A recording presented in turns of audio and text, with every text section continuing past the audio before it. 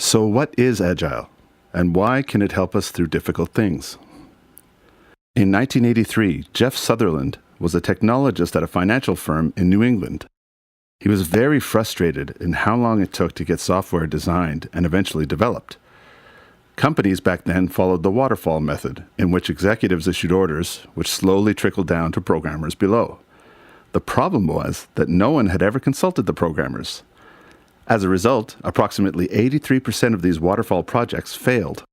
They were either too bloated or the product was outdated by the time it was delivered. Sutherland wanted to create a system whereby requirements did not just percolate down, but could also percolate up from the bottom and be adjusted in real time. Sutherland read and analyzed 30 years of Harvard Business Reviews before stumbling upon an article in 1986 called The New Product Development Game by Hirotaka Takeuchi and Ikujiro Nonaka. It said that the pace of business was quickening and that the most successful companies were flexible. It highlighted Toyota, Honda, and Canon and compared adaptable, tight-knit teams to rugby play scrums. As Sutherland noted in a recent interview, he and his partner, Ken Schwaber, got to that article and said, "That's it." In Sutherland's system, companies don't use large, massive project plans that take 2 years. They do things in small chunks. Nothing takes longer than 2 weeks, so instead of saying, "You guys go off into that bunker and come back with a cell phone or a system," we say, "You guys go off and come back with one element, and let's talk about it and let's adapt." You succeed or fail quickly. Today, Agile is used in over 100 countries, and it is sweeping into management suites. Inevitably, people began taking some of these techniques and applying it to their families. We have blogs pop up, manuals written. Even the Sutherlands have Agile Thanksgivings. One group works the door, one group cooks food, and one group sets the table. The Sutherlands insist it has saved their family. So, let's take one problem that is common to teams. Crazy Monday mornings, and let's talk about how Agile can help. A key plank is an accountability. So teams use information radiators, these large boards in which everyone is accountable. So the A-team used one of these in their office and placed it near their desks. On each board, each member is accountable to their work list and is expected to tick off tasks. So the first Monday morning I was there, the team leader Sarah walked in, poured herself a cup of coffee, sat down at her desk near the board.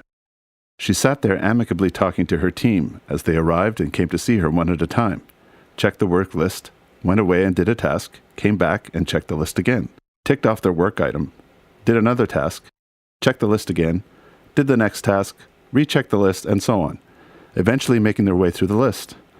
It was one of the most astonishing dynamics I had ever seen. And when I strenuously objected that this would never make it at my company for my team, the A-team insisted it would work. So I turned to Sarah and asked, "Why does it work?" What she said was very interesting and simple. She said, "You cannot underestimate the power of doing this," and made a checkmark symbol in the air. She added that adults and children equally love it and likened it to a chore chart at home. The week we introduced it at my company, it cut my frustration with lack of updates in half. But the one thing is that the real challenge in our team's performance did not come until we started having these regular short daily meetings.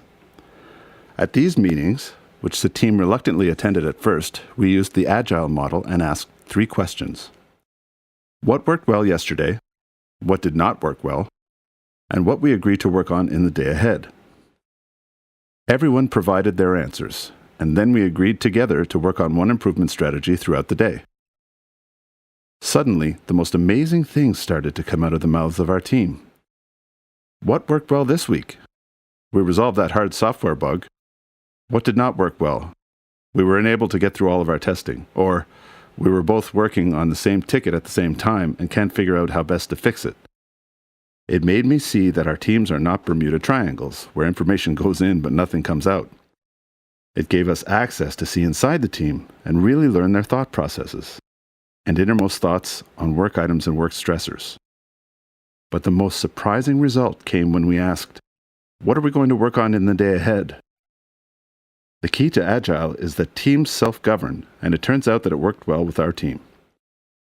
The team set their own expectations, their own results, and yes, their own penalties for default on expectations.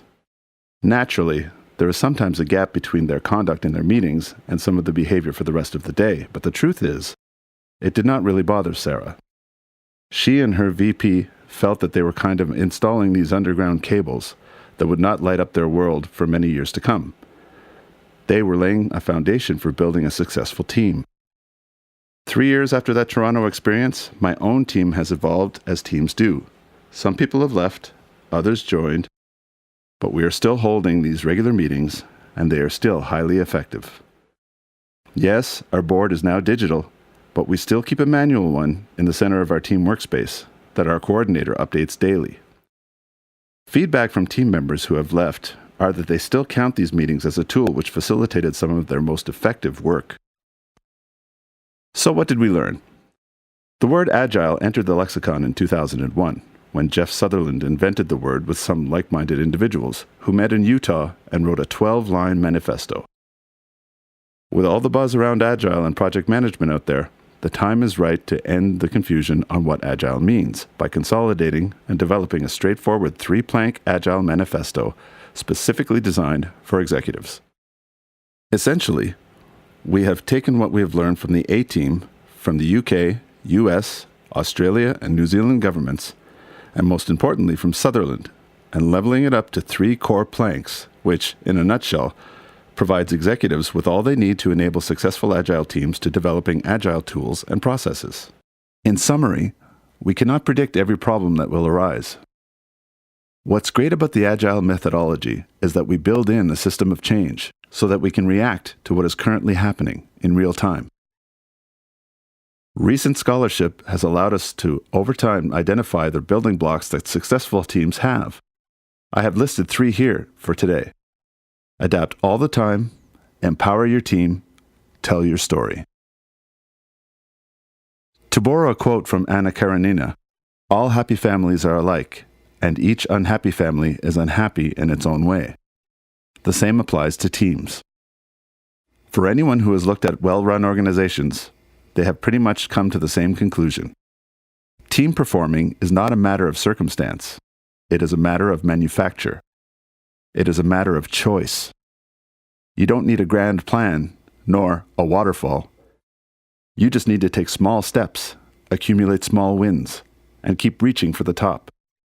In the end, this may be the greatest lesson of all with Agile.